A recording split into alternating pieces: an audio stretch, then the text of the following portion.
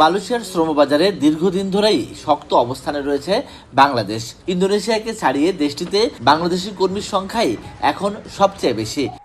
তবে গত 2 বছরের অচল অবস্থায় ধীরে ধীরে পিছিয়ে পড়ছে বাংলাদেশ। কর্মীর চাহিদা থাকলেও নানা জটিলতায় বারবার স্থগিত হয়েছে বাংলাদেশিদের মালয়েশিয়ায় যাওয়ার প্রক্রিয়া।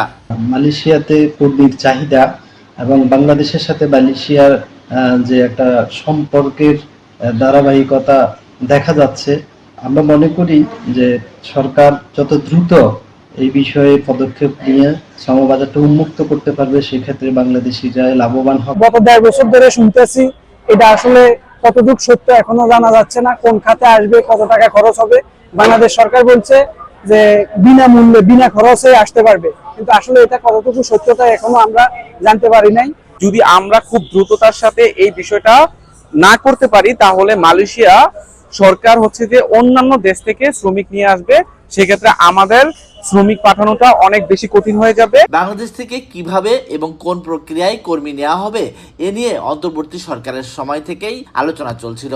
তবে প্রধানমন্ত্রী তারেক রহমানের মালয়েশিয়া সফরের পর স্বচ্ছতা, কম খরচ এবং সিন্ডিকেট মুক্ত শ্রমবাজার চালুর বিষয়ে নতুন আশার সৃষ্টি হয়েছে।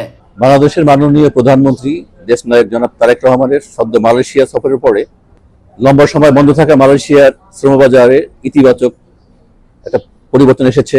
মালয়েশিয়া সরকার ইতিমধ্যে বিগত দিনের যে অস্বচ্ছ পদ্ধতি ছিল সেটাকে বাতিল করার সিদ্ধান্ত গ্রহণ করেছে এবং নতুন স্বচ্ছ প্রক্রিয়ার মাধ্যমে এআই টেকনোলজি ব্যবহারের মাধ্যমে ওয়ান স্টপ সার্ভিস চালুকরণের ব্যবস্থা গ্রহণ করতে যাচ্ছে মালয়েশিয়া সরকার।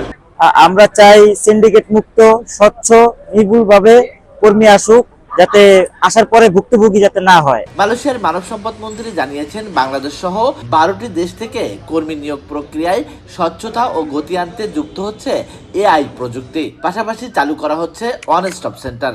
তবে সংশোধন করে আগের FWCMS পদ্ধতিকেই কার্যকর রাখছে সরকার। এদিকে শ্রমবাজার চালুর চূড়ান্ত সরকারি প্রজ্ঞাপন না আসা পর্যন্ত কোনো ধরনের আর্থিক লেনদেন বা পাসপোর্ট জমা না দেওয়ার পরামর্শ দিয়েছেন মালয়েশিয়ায় বসবাসরত প্রবাসী বাংলাদেশিরা। Mustafa Imran Raju, 71, Kuala Lumpur, Malaysia.